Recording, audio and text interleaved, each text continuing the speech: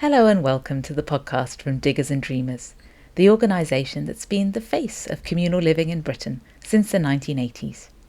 Whatever kind of intentional community you're interested in, whether it's communes, co-ops, co-housing or anything else, Diggers and Dreamers is where you begin. And now, here's our podcast host, Kirsten Stevens-Wood. Our guest for today's Diggers and Dreamers podcast is Lakshmi Piette Walker. Lakshmi discovered intentional Christian communities through her time with the Lynn's House community in Cambridge, a faith-based community offering support to disabled people in a mixed Christian-led community. This ignited a curiosity that led to a 6-month journey, initially exploring intentional communities in Britain and then across the water in the United States. Join us to learn about Lakshmi's 7-fold taxonomy of intentional Christian communities and much, much more.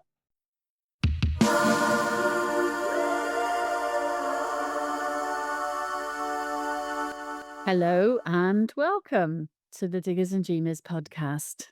Today's guest is Lakshmi Piette Walker. And good morning. And I'm hoping that you might be able to introduce yourself, please. Yeah, so I'm Lakshmi, and I am the author and host of the Dwelling Place blog and podcast. And I spent time visiting different intentional Christian communities in the UK, having lived in an intentional Christian community for a few years as well. And I am currently in seminary studying intentional Christian communities. Oh, you sound perfect for a Tickets and Chickens podcast. I'm wondering, so quite often we ask our guests to kind of talk about how they got into intentional community. And I was wondering if you might start us off by perhaps going back a little bit and talking about how you got interested, perhaps how you got involved in intentional Christian communities. Yeah. So apparently, a friend reminded me that apparently I was talking about intentional community during my undergrad, which I can't actually personally remember. But apparently that seed was there. But it really kicked off when my friends told me about Lynn's House, which is an intentional Christian community in Cambridge. It's a L'Arche-inspired community, so it brings people together along lines of ability. And I was one of 3 of the young adults living on site, and our little cottage was used to host meals for people both with learning disabilities and without. And it's also a charity, and it just exists for friendship's sake, along lines of ability. And so I spent 2 years there, and it just really actually changed my life. And after having lived with this community and as a Christian, for me, really what made my faith come alive. And there was a sense of, oh, this is what the kingdom of God is about. This is what we can live into as humans. And we can be joyful, we can be vulnerable, we can be authentic, we can be supportive. It can be messy, but it's beautiful. And so I just saw that really vividly there. And I was like, wow. And there are other intentional Christian communities. And so from a faith perspective, so yeah, sorry. Yeah, so Lynn's House was almost like your sort of your entry point, and as you say, based on L'Arche, which is a model about sort of centered on supporting mostly disabled young people and adults, isn't it? Yeah. Yeah. So 2 years in Lynn's House, which is in Cambridge. Cambridge, yes. And so, it sparked an interest. Did that start getting you to think, well, what else is going on out there? Exactly. For me, it also linked to a sense of what I would call a sense of call, or kind of listening to God. And yeah, it just really sparked this curiosity, and I couldn't shake it off. So I was at my desk in this amazing job, amazing team, but I kept thinking about intentional Christian community, and it just would not let me go. And so I was like, fine.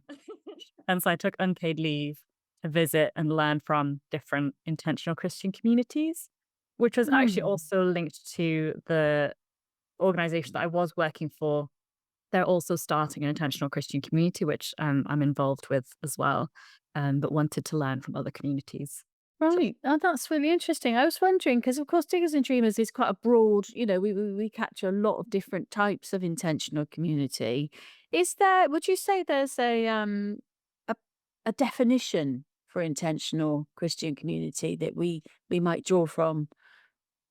Yeah. So, well, we can start with intentional communities. I think people listening to this podcast know what that is. And to that, I would add that they are communities which are founded by Christians Hmm. in a Christian ethos. Not all the members are necessarily professed Christians, but there's generally a core leadership which is Christian. And I think maybe in contrast to other intentional Christian communities generally always have what they might call a common demanding task. So there is something that they do which is beyond just living together as a community. There's generally an outward facing component to do with love of neighbor. And that differs between different Christian communities, but there's generally always this outward focus. And because they're Christian communities, there is a sense of wanting to listen to the Spirit, discern the Spirit, live into that, and live into the life that we feel that God is calling us to live into. Gosh, that's interesting. I like this idea of a common demanding task.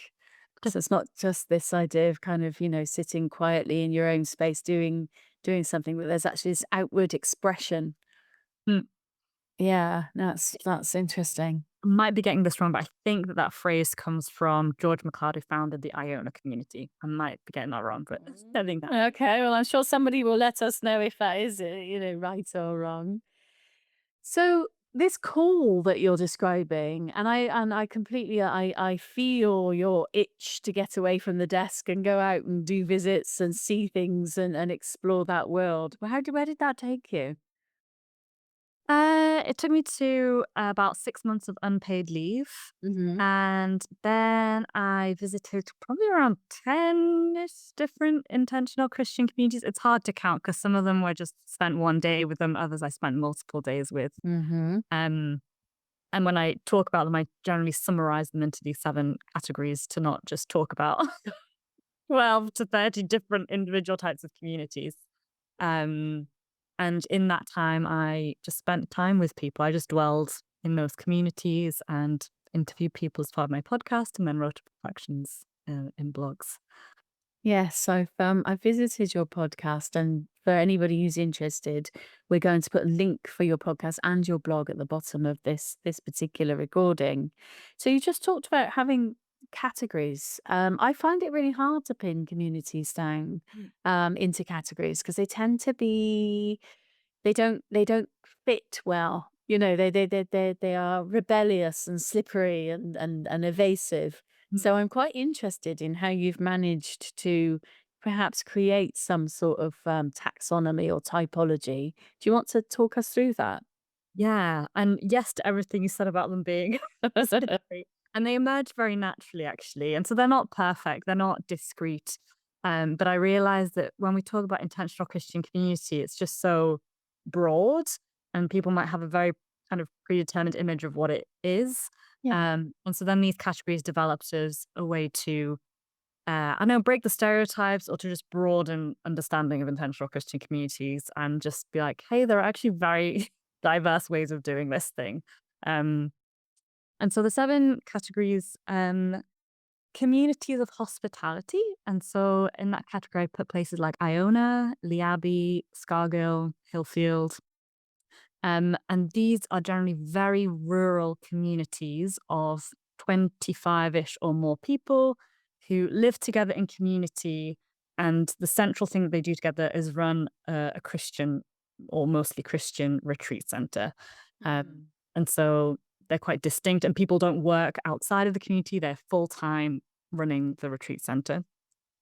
Um, and then communities of belonging. So these are like your Pilsdens, Windsor Hill Wood. I would also put Lynn's House in this category. And they're generally communities which intentionally exist for people on the margins, whether it be people with learning disabilities, people with psychiatric disorders who are kind of processing a divorce or recovering from addiction. And they just hold that very intentional space and making use of intentional rhythms of meals and prayer.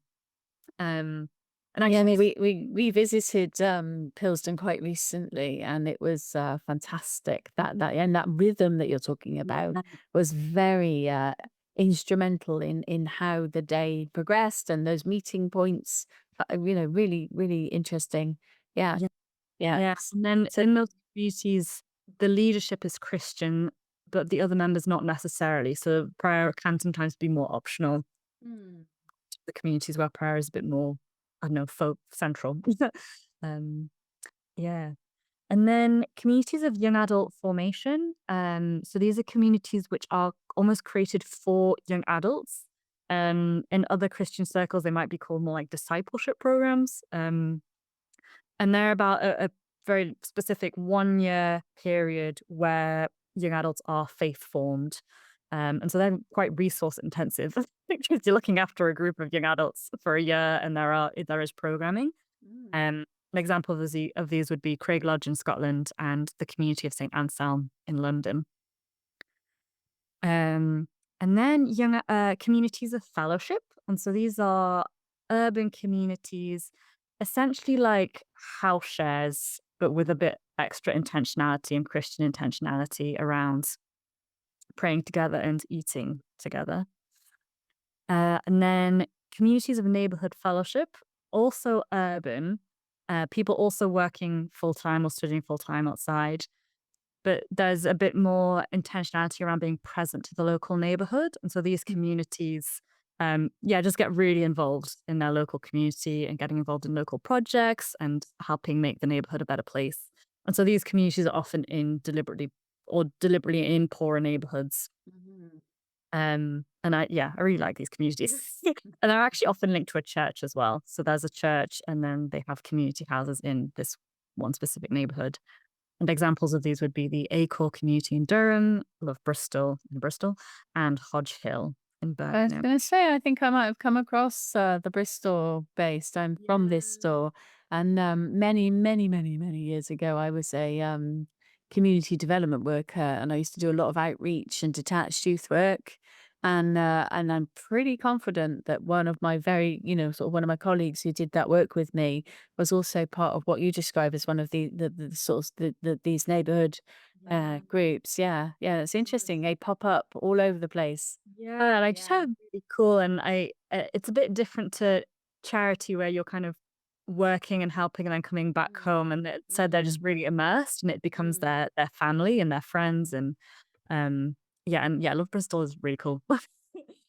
And then 6 kind of category communities of what are called centering prayer. So these are actually non-residential communities, but churches who are wanting to provide more prayerful, spiritual, meditative rhythms for people who are busy with working life. And so they offer opportunities to drop in for prayer. And so you have more of like a sense of community, more so than if you were just going to church on Sunday.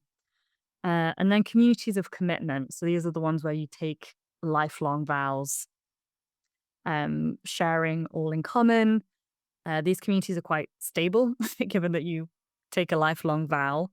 And examples of this would be the Bruderhof, Madonna House, and Schemelnef. And so they get closer to traditional monasticism in terms of their. And Sharon. I was going to say, oh, it looks like your categories kind of go from tight to looser, and then you throw in that last one. It's like, oh no, that doesn't work. That's really super tight. I wonder if there's actually a number of overlaps here. So there's first couple of categories that there's kind of hospitality and the belonging. Yeah. Those tend to be the communities that we see more often at Diggers and Dreamers. Yeah. Because there's that interaction between offering, hospitality or a kind of a supportive environment for others. That's a really really fascinating way of thinking about that sort of almost like a taxonomy of different types of communities. I imagine that was quite challenging. It emerged just in conversation when my friend asked me, like, so what have you done on your sabbatical? And then it just emerged as the way that I came to speak about them.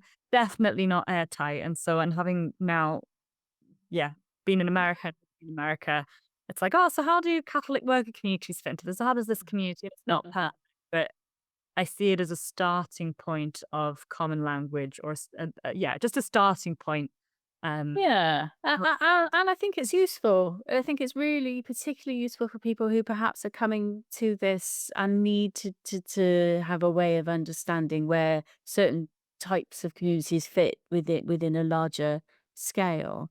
I'm wondering, given that you have spent time in communities in Britain, maybe you could talk to us about a couple of different examples that have been you found really interesting or that you think are remarkable in a particular way. In England. Let's start with England, yeah. Um, Personally, for me, I am quite compelled by the neighborhood fellowship model. And so some people living in the same house, others living maybe in just a family house, but in the same area. Um, and just feel really compelled by that and that level of intentionality to place. Um, and all the communities that I visited in that kind of category, I found very moving and touching. Um, it is hard to judge them though, because I think they all offer their own thing. And so I often use a Christian language of charism is that they all have their own gifting and they're all speaking into something Mm-hmm. needs. And so personally, I may be less inclined to live as part of Iona or Scargill, or that they're quite intense in their rhythms. They're very extroverted, but also recognize that they hold a really precious space for the church and people who, and maybe both people who are really into church and then are really excited about going on retreat, but also the people who are not so sure about church, but find something meaningful in going to Iona or these kinds of places. And so for all of these communities, I just think they speak to different people and different needs. And I think that's why I decided to visit a whole bunch, is I like the variety. And I think it's through their variety that there's like an extra level of. So if somebody was toying with, I don't know, wanting something more. So, perhaps somebody already has a level of Christian belief or spiritual belief, perhaps, and they wanted to dip a toe, or they just wanted to explore that, or they wanted to feel that they were more connected to community. What would you advise someone wanting to do that? Hmm. I would recommend visiting Iona or Hmm. Scargill. I haven't personally been to Lee Abbey, but Scargill and Lee Abbey are kind of sister and brother. um, and they hold a very beautiful space of welcome for people who are just searching.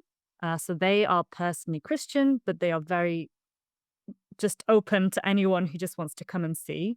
Next, also a very gentle entry point into Christianity, but also just a way of being. And so I think, yeah, that's a really good entry point. Um, and then if you happen to be in a neighborhood where there was a community of neighborhood fellowship, maybe just kind of saying like, hey, what do you do? And just getting a insight into what they do. And so I'd say that's another kind of entry. Oh, that's interesting. I also noted that you mentioned the Bruderhof. So we've crossed paths with the Bruderhof. Very positive experience with the people that we've met at things like the communities conferences. Did you manage to get to spend any time in Yeah, I in did. and what was that like? Yeah, so obviously they're one end of the spectrum. And so I think part Yeah. of the work as well is to say, like, yes, they are a type of intentional Christian community, but not all intentional Christian communities are that intense or that different from mainstream. Um, so that was really interesting. I personally come from a Christian tradition which is more closely associated with traditional monasticism and monks and nuns. So it was interesting for me to visit this Anabaptist kind of expression. Um, and yeah, for me, it's just another part of that diversity. Once again, not the community that I would personally decide to join. Yeah. Yeah. I mean, just for those people perhaps who are listening who are not familiar with the Bruderhof. So the Bruderhof are large, intentional um, Anabaptist community, and they are, I believe, they're self-sufficient. They're almost like sort of an entire village. They farm. They create their own sort of internal economy. And they also live their religious beliefs in a very, very embedded day-to-day way of living. And the entire community is shaped around that. So yeah, no, it'd be really, really interesting. Yeah. So you started a blog and a podcast, which I think you said prior to us starting this that you did that as a sort of a way of just staying in touch with people.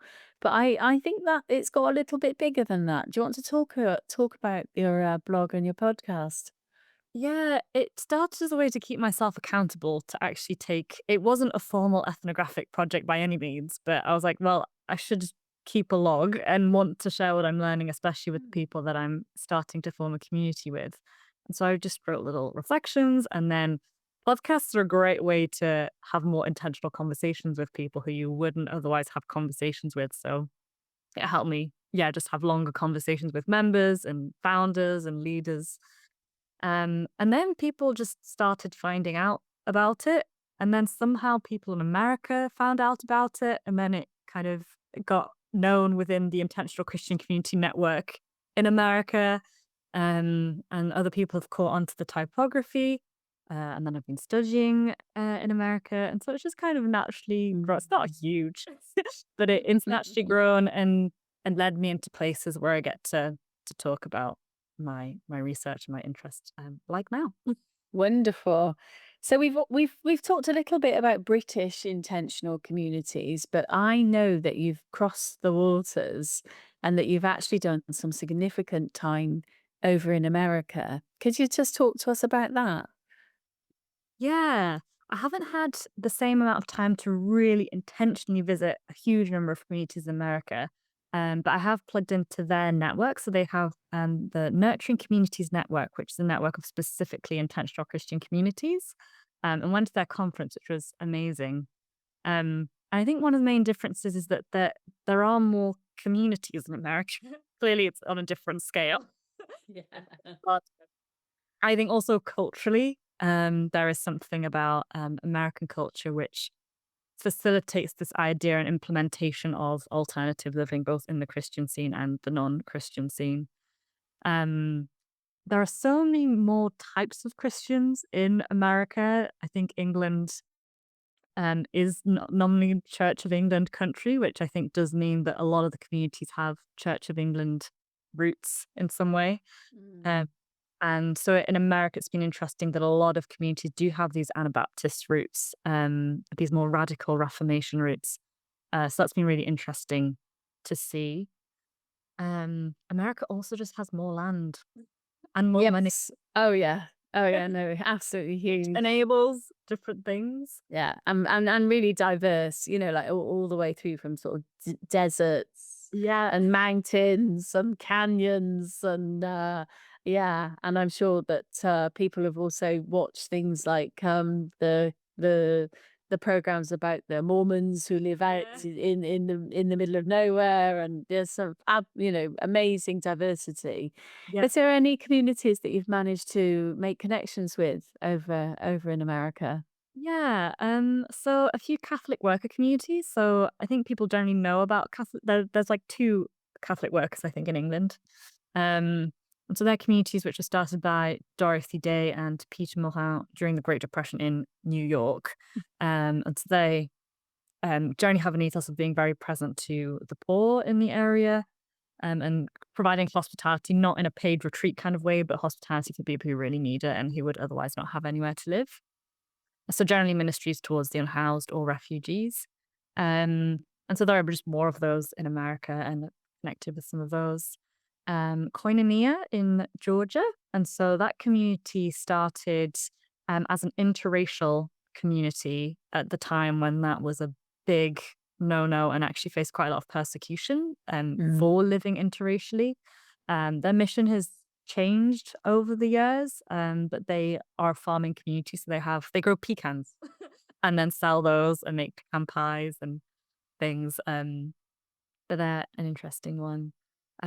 Also, crash communities in Boston, and so they're really fun. They started off with, I think, people clubbing together to buy a house, and people work their full-time jobs, but commit to living more intentionally in terms of rhythms of prayer and eating. Their rent is super low compared to Boston. It's just enough to keep the houses going, and stayed with some of those, and just a great atmosphere to be a part of, and just get a sense that people are happy, they are in community, they're not just in the slog of 9 to 5 work and coming back to an empty house.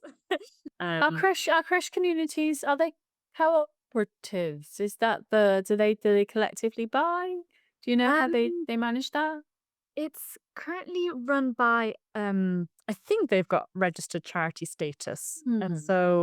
And so that organization kind of manages the different houses. Some houses are just Okay. donated by Yeah. individuals. The initial house, I think, was not not quite like some kind of clever like internal mortgage type situation between friends who kind of chipped in their savings, and then are gradually getting their money back. Yeah. Right.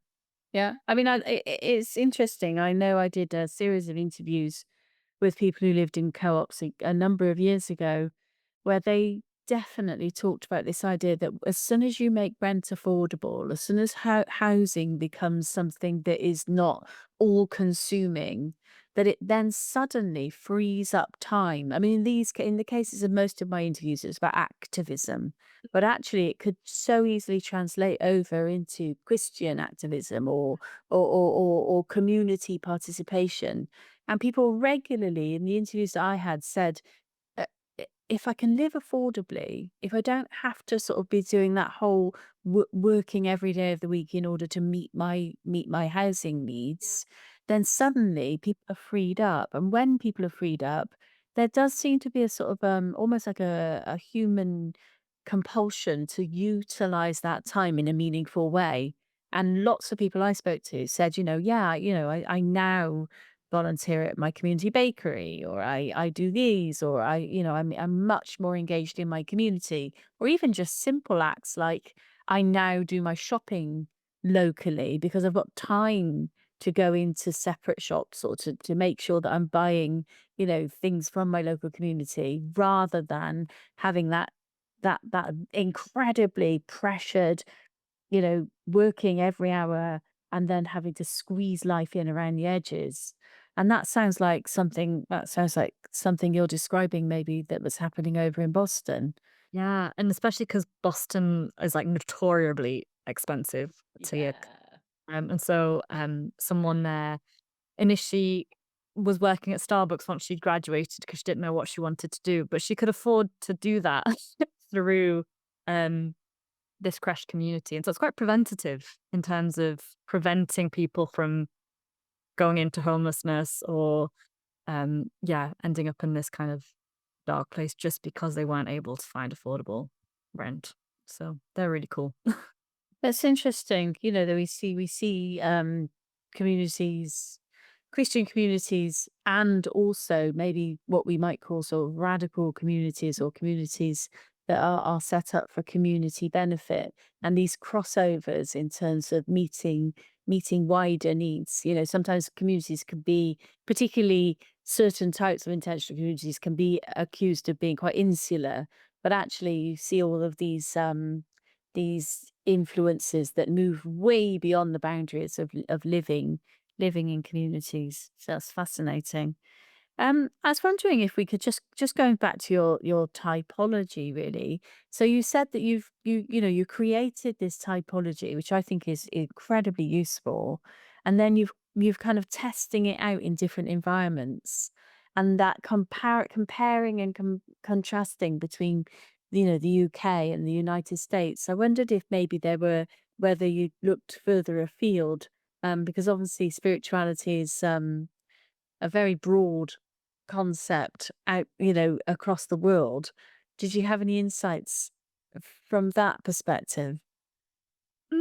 So it just started off in the UK, and now I'm, Mm. yeah, testing it kind of in America.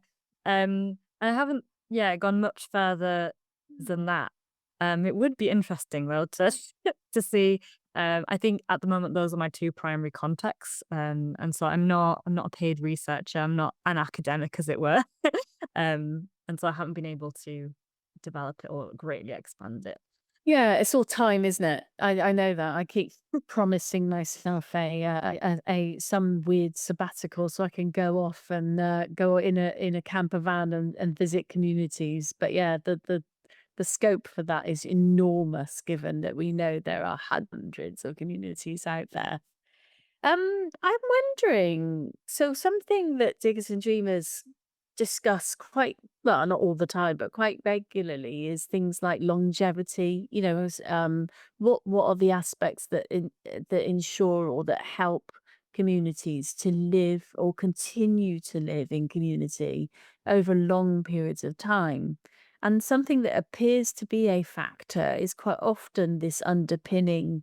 I mean, I'm using the word spirituality, but actually, Christian communities do have um, a um, a record of being able to outlive, say, for example, population changes, possibly even generational changes. And I wondered if you'd noticed that, or whether you can see, or whether you are able to speak to any of the factors that you might think contribute to this stability and longevity in intentional Christian communities.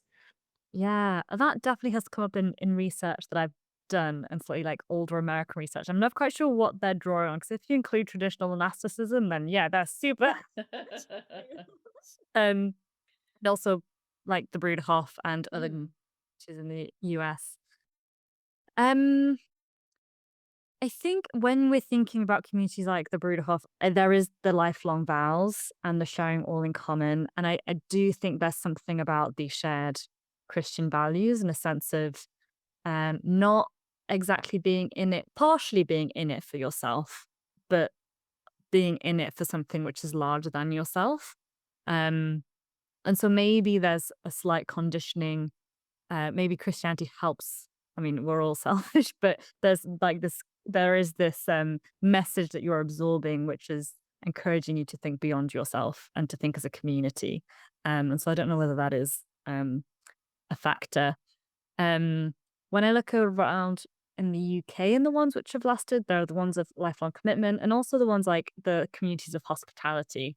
Mhm. Um, and I think when people experience something compelling and it rings true, whether you want to use the language of faith or something else, I think people want them to keep going. And so Scargill, for example, they did go bankrupt, which is so it's a community of hospitality. But then people clubbed together to resurrect it so that it could keep going because people so loved what they experienced at Scargill that it was too good to let die.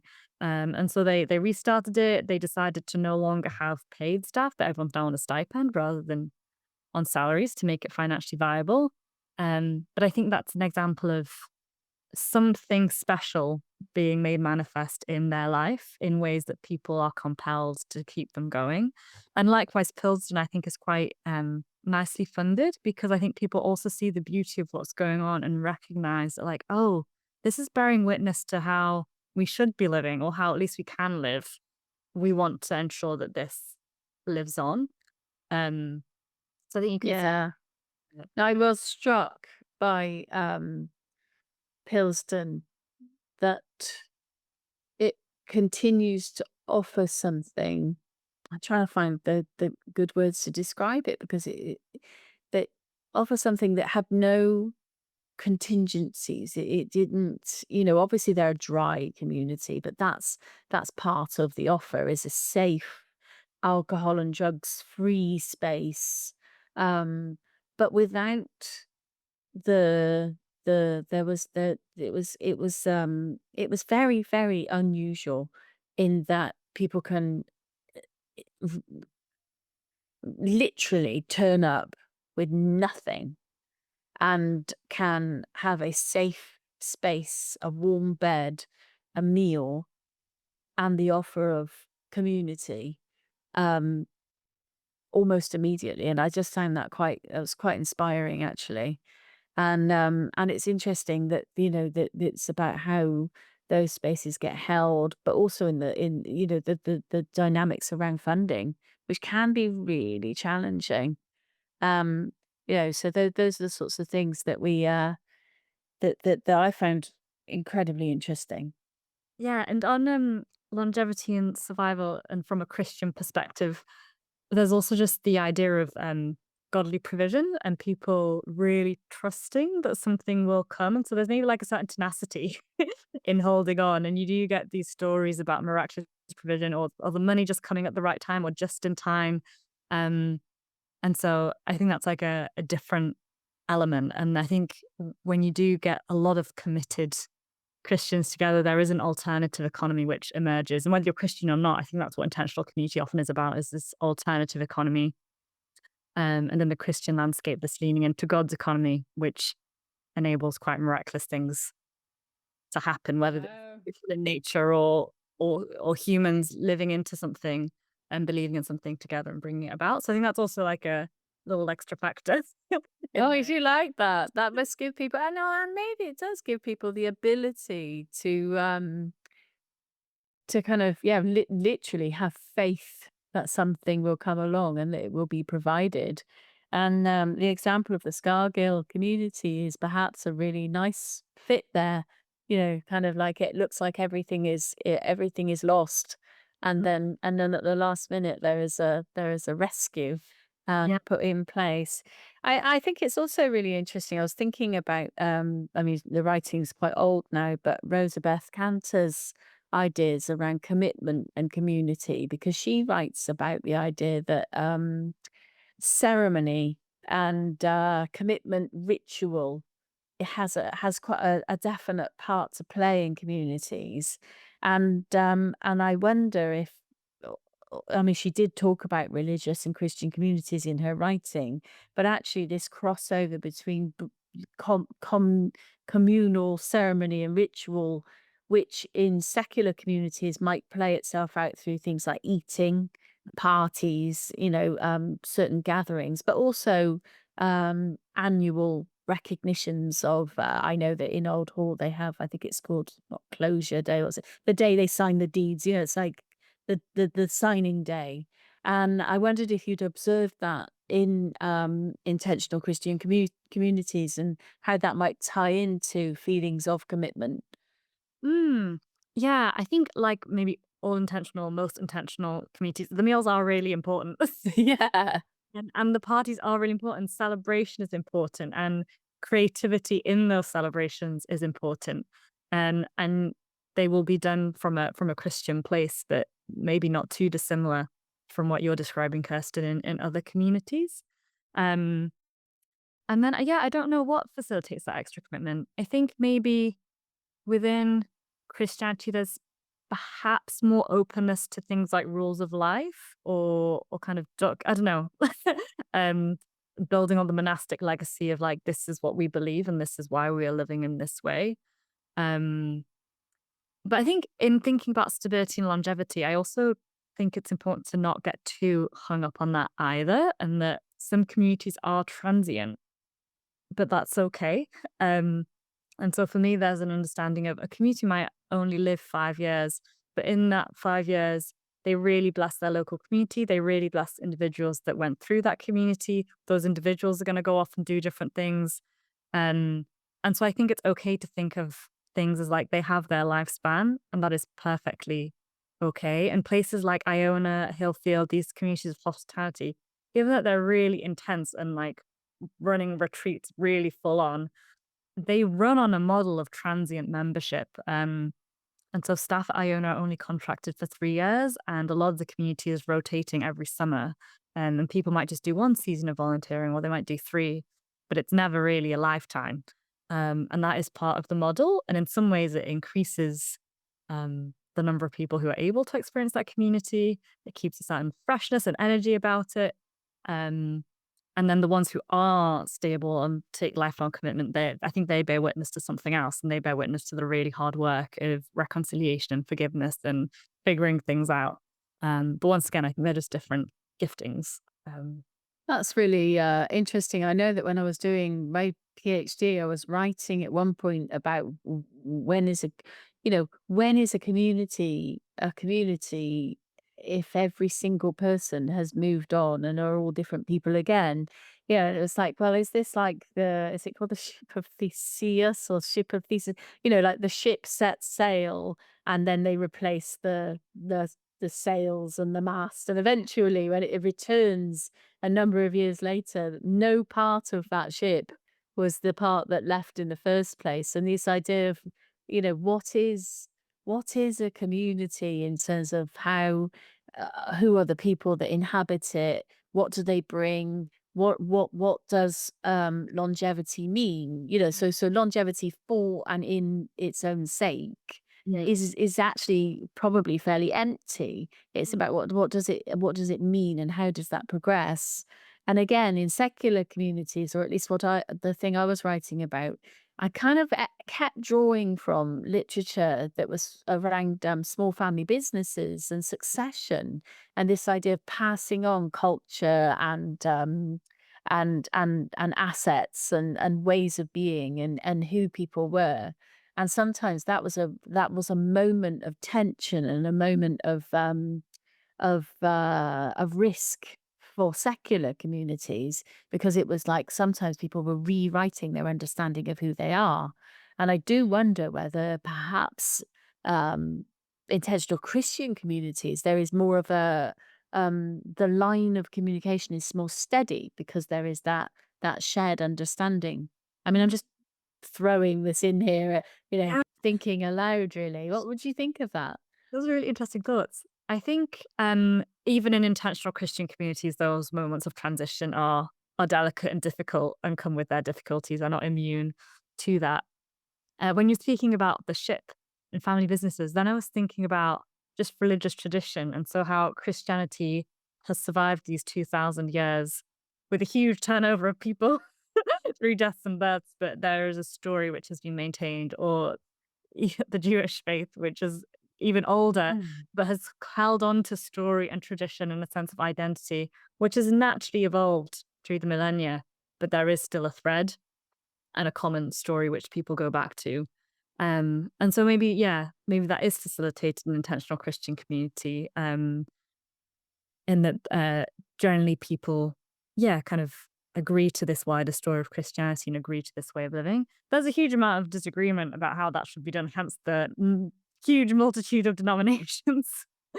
But generally, maybe like people who gravitate to intentional community living in general, people have been called to this very particular lifestyle. And within Christianity, it's still a very particular lifestyle, not the norm, which I think holds people together.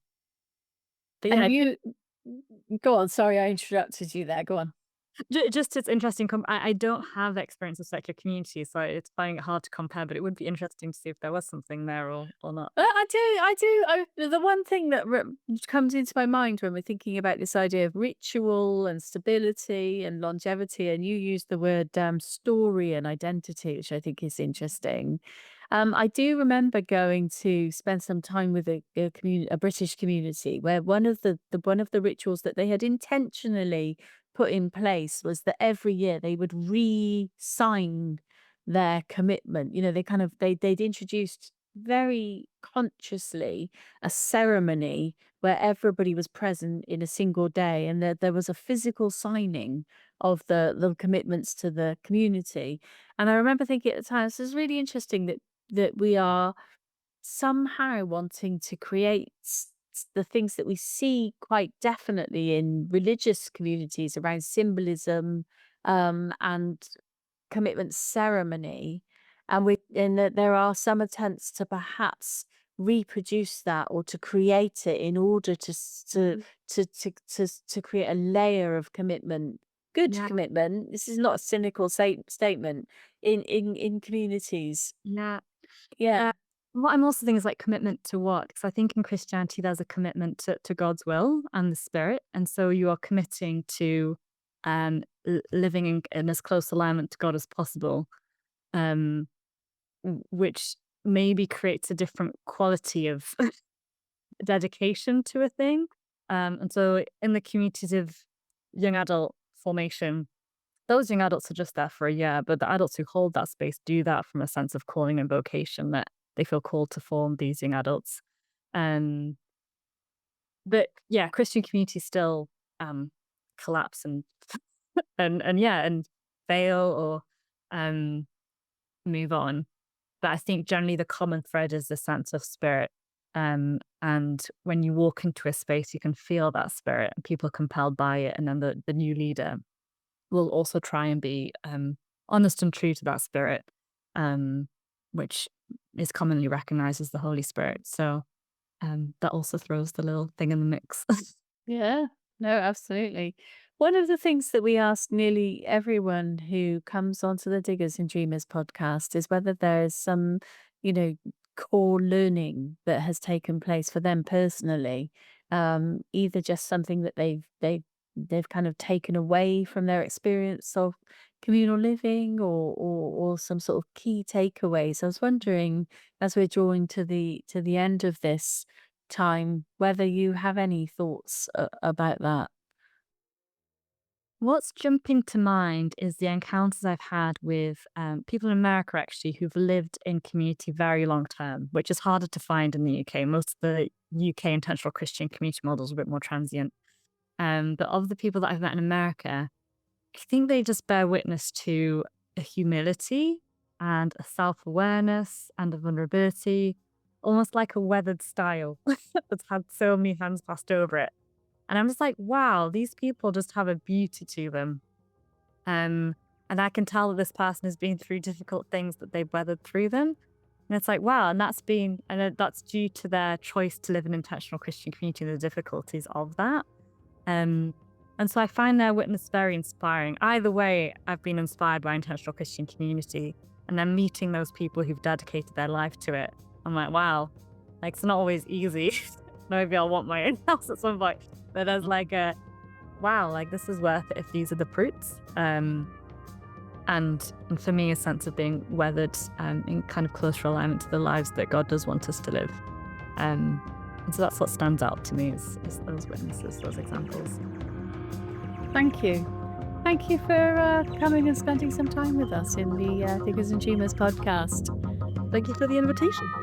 It's been really interesting to speak to you. Likewise. Thanks for listening to this podcast from Diggers and Dreamers, the go-to place for intentional communities in Britain. As ever, it really helps us if you like and subscribe wherever you get your podcasts.